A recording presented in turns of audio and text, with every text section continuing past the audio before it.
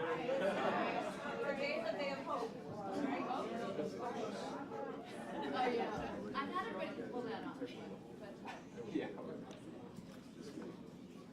Awesome. All right. Good morning, everyone. Buenos dias. Good morning. My name is Rey Wences Nájera. My pronouns are they, them, and I'm the first deputy for Mayor Johnson's Office of Immigrant, Migrant, and Refugee Rights. We are here today to speak on President Biden's executive order announced on Tuesday this week. President Biden's parole in place, which will establish a new process to consider case-by-case basis requests for certain non-citizen spouses and children of U.S. citizens who have lived in the U.S., and also removing barriers for certain employment based on immigrant visas for eligible individuals. As a formerly undocumented immigrant, I know that this type of announcement is life-changing and will be life-changing for over 500,000 people in this country. We know that this is a great step to ensure that there are more legal protections for undocumented immigrants and people in our communities. But we also know that there were many that were left out. I just want to mention that many of us lived in mixed status families, so it's very important for us to continue fighting. And I want to commend Mayor Brandon Johnson for taking his leadership and his voice across the country and making sure that we were one of the champions as the city of Chicago and in the state of Illinois to ensure that this was made possible. What this means for many people in our city will be tremendous. Many people will have access to this process and will be able to have, again, those legal protections. But this is only one step. I want to, again, thank everyone who's here this morning because this is also a victory for the community members that have rallied around this issue for many years. And today we celebrate, but we know that the fight must continue. And so I want to invite and welcome Mayor Brandon Johnson to the stage to share a few words, and thank you very much.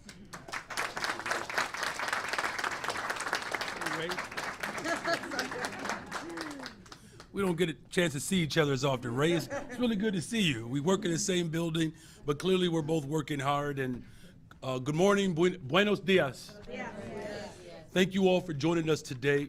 You know, last month in collaboration with Cities for Action, the Resurrection Project, and the American Business Immigration Coalition, I sent a letter signed by over 40 mayors encouraging President Biden to leverage his authority and provide relief to undocumented families.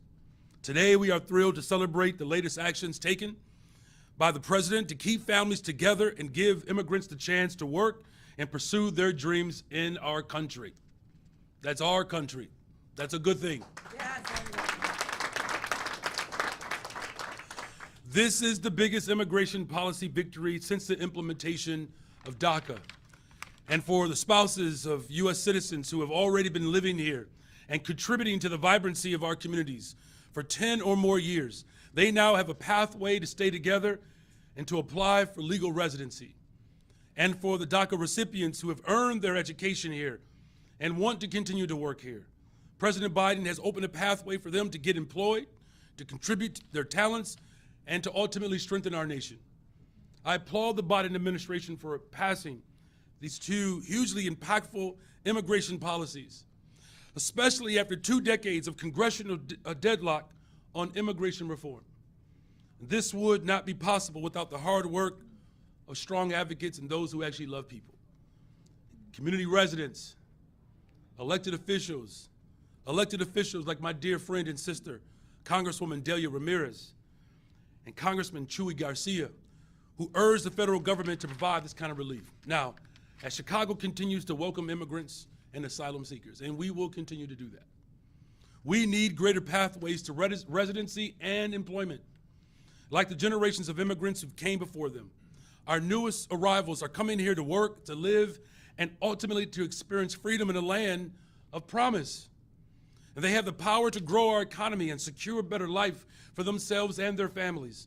And they have the ability to strengthen the fabric of all of our communities. They deserve the opportunity to do just that. And my administration is proud to follow in the footsteps of Mayor Harold Washington, who believed in unity and strongly encouraged and established Chicago as a true welcoming city. And whether people arrive here through the Great Migration or Darien Gap or Chicago welcomes all who want to contribute to our city and share in the prosperity of this city. The city continues to lead layers of collaboration and partnerships with community organizations, intergovernmental partners, mutual aid and advocacy groups, and stakeholders across the state of Illinois to welcome and support the new arrivals. We're hard at work to meet the immediate needs of these communities, and we are particularly focused on creating more shelter spaces for new arrivals. While we are grateful that these two policy actions from President Biden will certainly have impact on the work that we have to continue to do, we must continue to make sure that Congress is doing its part. We call on Congress to pass comprehensive immigration reform and create real pathways to citizenship. And then to do it for the millions of people who have been disenfranchised, the hardworking people who are already living here and who are already fueling our economy. We cannot let the forces that are ultimately trying to divide us, we cannot let them win. So it is a fundamental right that we give everybody the opportunity to live here and to have full, complete status in this country, in this city. You know, other states may have forgotten about the true value of who we are as a nation. But I can tell you this, the city of Chicago will never forget its true values, and we will never compromise them. So with that, I look forward to our continued progress that we will do together, and thank you. And with that, I'm just gonna go ahead and help us move along. I am grateful that we have a true champion in Congress, my dear friend and sister, Congresswoman Delia Ramirez.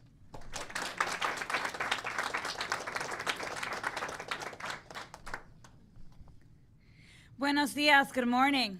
Buenos dias. Hope you had your coffee. I just had a couple sips now, so I feel a lot more awake. My eyes are beginning to open. But it doesn't matter if it's 7 a.m., 5 a.m., okay, maybe 5 a.m., but 8 a.m., we would be here and standing together because today is a truly historic day.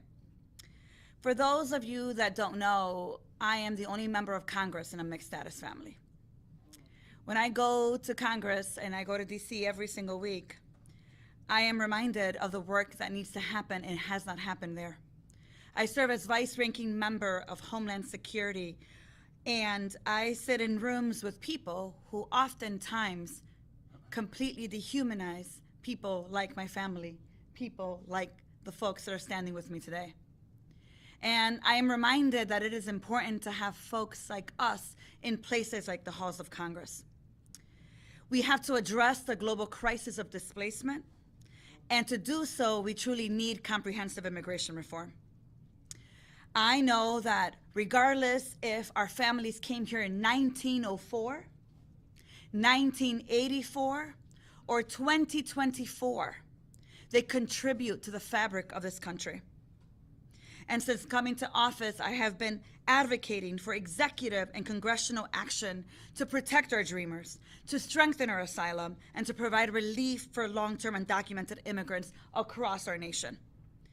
Yesterday's announcement marks a significant step forward because there's this assumption. If you marry a U.S. citizen, you automatically become a U.S. citizen. Well, let me say to you that automatic does not exist. My husband and I have been married now 4 years, and we are still in the process.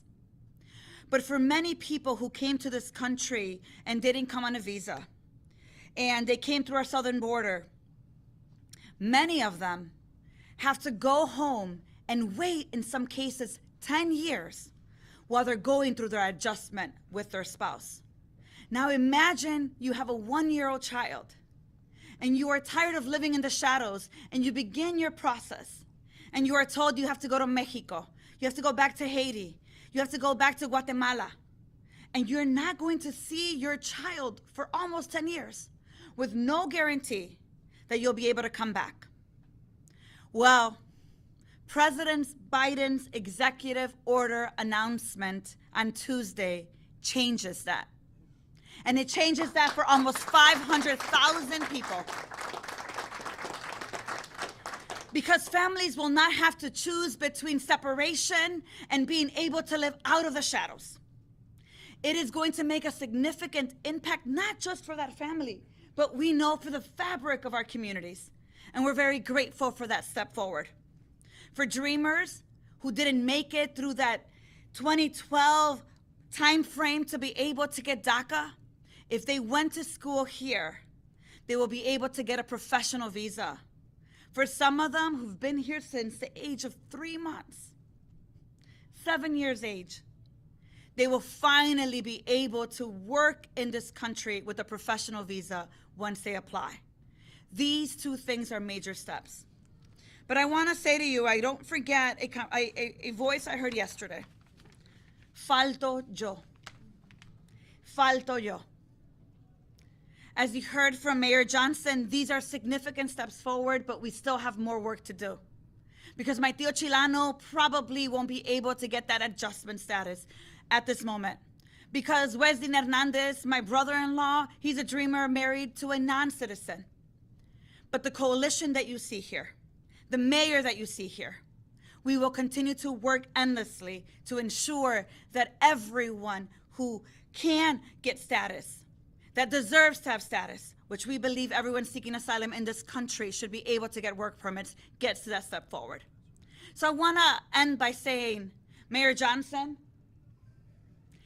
you have been steadfast in your commitment in making those calls to the administration with coalitions like the people that you see here. I know so because the last time I talked to the administration, right after my meeting with the president, I talked to them and said, I know what you want. You want expedited work permits for all. Your mayor doesn't stop talking about it. And I'm glad he said that.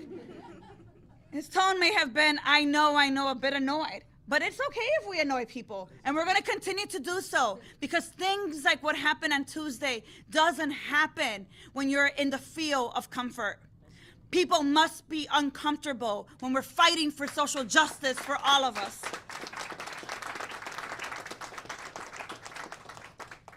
So today, Tuesday, is a big day.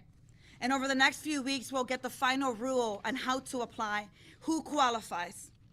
But I want to thank Ere. I want to thank every single organization here, the Resurrection Project. I want to thank the Latino Policy Forum. I want to thank my elected officials that are here. I want to thank the city. Because without you, without the state of Illinois, that executive order, those executive announcements would not have happened. Together, and when we organize together, is when we win for all of us. Thank you. With that, I would like to introduce to you Chair Ayala Bermejo. I say it right? I got the Ayala right. You got it. Always perfect. Karina Ayala Bermejo, President and CEO of Instituto de Progreso Latino, also the honor of serving as chair of the New Americans Advisory Council. We have the privilege of being able to advise the mayor's office and the Immigrant Office of Refugee Rights. We do so to provide input so that we are improving the services to our immigrant community, at the same time engaging our very diverse immigrant and refugee community. What this day means to us is monumentous. It means that the President of the United States and the administration understands not only the value, but the vibrant diversity of an immigrant community.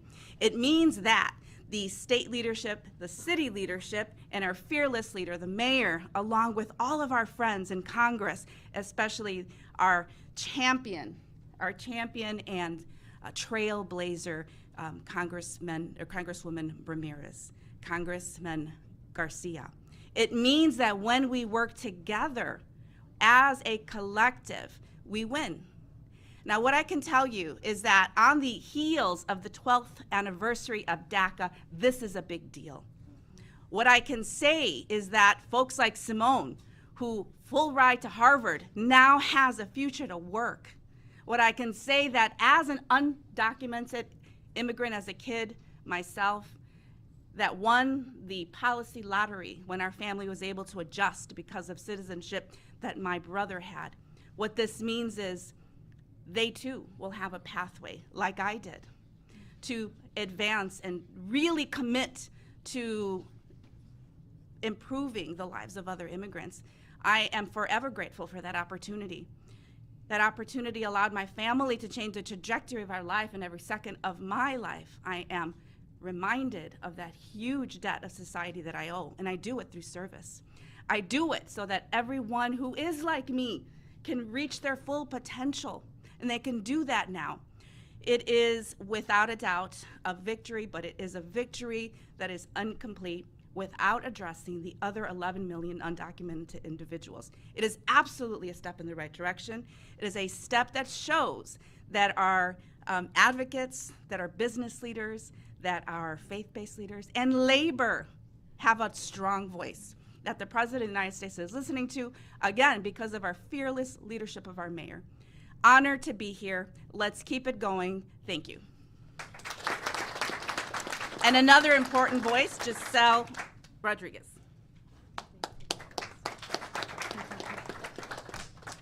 Hello, everyone. My name is Giselle Rodriguez, and I am an undocumented dreamer, and I am a member of a mixed status family. My parents brought me to this country in 2009. This state excluded me from DACA. Despite my status, I have been a model citizen following all of the rules. I graduated high school in 2015. I received my bachelor's from Northeastern Illinois University in 2019, and in 2020, during the pandemic, I received my master's from the University of Chicago. I'm now married to a U.S. citizen. I have 2 children, expecting my third, and I remain undocumented. Aside from being a wife and a mother, I founded a nonprofit organization called Illinois Workers in Action, where I'm able to give back to my community. This work is very demanding, yet rewarding. Today, I have renewed hope that there may now be a pathway for me, a path to a work permit and a path to adjust my status. Today, there is renewed hope in hundreds of thousands of families like mine, and there is renewed hope for dreamers who go to college without knowing what they can do with their degrees. We have so much more work to do to make sure that these programs are successful and to make sure we continue to expand opportunities for more immigrants. Thank you. Now I'd like to introduce Ere Rendon. Buenos días. Voy a empezar en español. Estamos aquí porque el martes el presidente Biden anunció las actualizaciones de política más importantes para la comunidad inmigrante indocumentada desde que se anunció DACA hace 12 años. Este anuncio le va a dar esperanza a más de 500,000 familias indocumentadas, 500,000 familias quienes algunas de sus familiares son indocumentados. Y va a abrir oportunidades para los Dreamers que van a poder aplicar para visas de trabajo. Esto significa que ayer nosotros, esta coalición, demostró de que el presidente sí tiene el poder de otorgar permisos de trabajo y sí tiene el poder y lo puede usar. Y yo estoy eternamente agradecida porque aquí en Illinois tenemos campeones. Nuestro alcalde fue el primer alcalde de pedirle al presidente que otorgue permisos de trabajo para los inmigrantes indocumentados que tienen décadas en esta ciudad. Y mi congresista, Delia Ramírez, fue la primera congresista en que le escribió una carta al presidente urgiéndole lo mismo. Aquí en Illinois empezó y no tenemos y no nos vamos a parar porque sabemos que van a seguir existiendo millones de inmigrantes indocumentados que no van a poder calificar, y nuestro compromiso es seguir trabajando y seguir abogando hasta que todos tengamos esa misma oportunidad. Good morning, my name is Ere. I'm the Vice President of Immigrant Justice at the Resurrection Project, and we're here today because on Tuesday, President Biden announced the most significant policy update since 12 years ago when DACA was announced. President Biden restored hope to 500,000 families like Giselle's family, and he's opening up opportunities for dreamers who find themselves with little or no or few work options after they graduate from college. That means that on Tuesday, this coalition and a larger coalition across the country, was able to prove that the president does have authority to update existing policy to make sure that the long-term undocumented community is also able to apply for protections and work authorization. And I am delighted that we are in Illinois and that we are in Chicago and that we have champions, because our mayor was the first mayor to call on President Biden to use his executive authority to grant work permits for undocumented immigrants. And from the bottom of my heart, thank you so much, Mayor Johnson.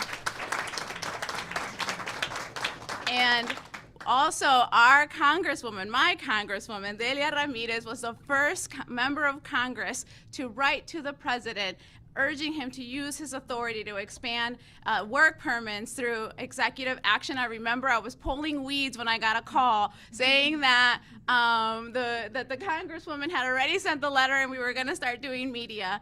And so thank you so much, Congresswoman, for your dedication.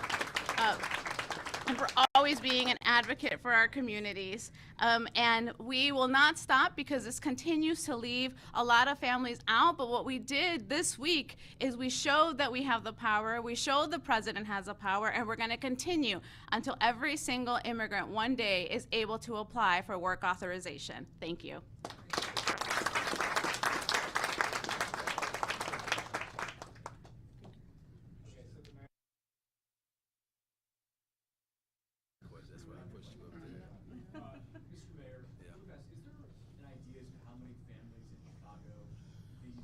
Do we have that number for Chicago? I know it's 500,000 across the country. It's significant.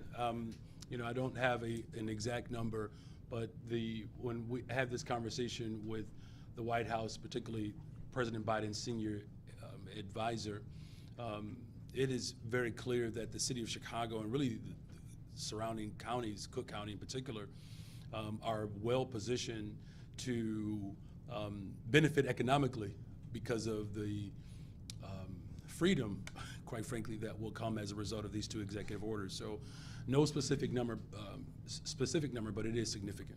Thank you. My question is off topic. Can we do on topic first? All right, thanks. Mayor, is your administration considering reversing or revising your evictions policy for migrant families and shelters at all? Or is this current iteration the final one? What my administration is committed to doing is making sure that families who are seeking asylum in the city of Chicago have a place where they can seek refuge. The ultimate goal is for resettlement. It's temporary shelter. It's temporary shelter. The ultimate goal is resettlement. That's why you see the full force of government, the philanthropic community, the business community, the faith community. We're working hard to make sure that families are not staying in a cot, in a warehouse. Listen, the challenge is still what it is. You have Trumpsters who are still trying to block the full expression for families who have already contributed to our society. That's the focus here. The focus has to be on real substantive immigration reform policy. These are symptoms to a system that is broken. That's why we're grateful that we have a full, broad coalition that thinks bigger than just some small system. Thank you. Is the policy, is any change? Thank you, Alice. Questions for the congresswoman? Yeah. All right, we'll take the one off topic. Yeah, okay, yeah. Does it have anything to do with how good I look this morning? Okay, all right. You could straighten your tie a little bit. Oh, wow, dang. All right, hold on a second, because all right, here we go. Thanks for looking out. At least he didn't say anything about my hair. Okay. All right, let's refocus. So I know you're speaking about the Emergency Victims Fund and expanding that a little later on here this morning. But I wanted to ask a question about violence. Yeah. Of course, we had a violent Father's Day weekend. We had a 7-year-old little boy who was killed. We've had 2 shootings, one of them deadly, at or near Chicago beaches Yeah. this week. I understand the statistics that shootings are down, homicides are down, but there's also the perception of safety too, which hasn't equaled with the actual numbers, the statistics. What are you doing to try and improve the perception of safety in the city? Well, look, first of all, thank you for that question. And look, the violence in the city of Chicago that has been a pervasive problem in this city for a very long time. And the grief and the torment and the trauma that is caused by some individuals who are committed to invoking their terror and trauma on the people of Chicago has been unbearable. You know, the city continues to grieve, quite frankly, and I've said this repeatedly in a very personal way. You know, families who just want to make sure that their child can go out and ride their bikes, play outside without fear of being harmed. That's a real challenge that we have in Chicago. It's one that I've experienced, my wife and I. And as far as, you know, what our approach is, it's still a two-pronged approach. Look, there are roughly 35 beats where violence is most pervasive.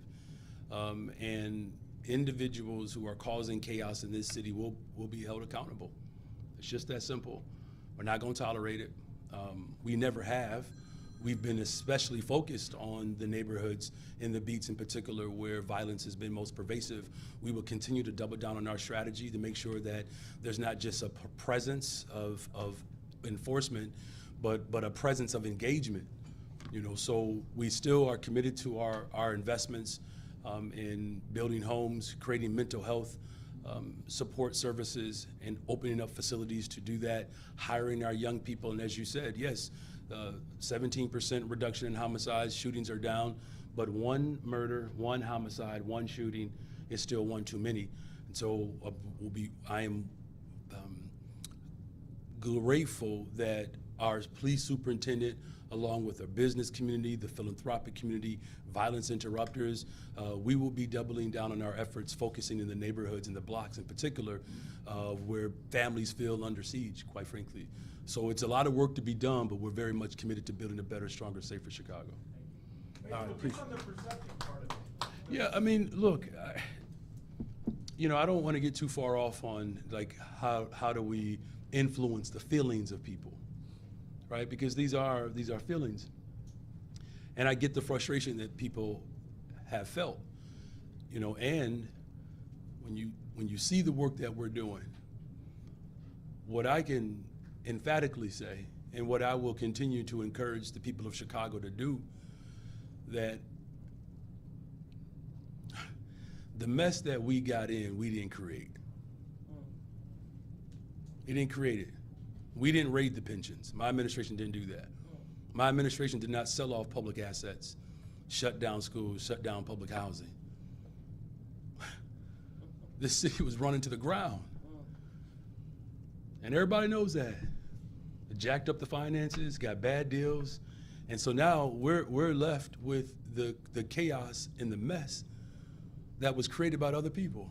That's why I think it's significant that you can celebrate Black liberation as well as immigration reform policies to give undocumented families the ability to experience liberation. You can do that in 1 week. That's how amazing the freaking city of Chicago is. So I know there are difficult moments that we all are experiencing, but today is a testament that if we continue to work together at every single level of government, it's going to take all of us in the community to continue to hold these individuals accountable, but to make sure that we're making critical investments in the people of Chicago. The homicides and shootings will continue to fall, and investments will continue to grow. All right, thank you all again. God bless you.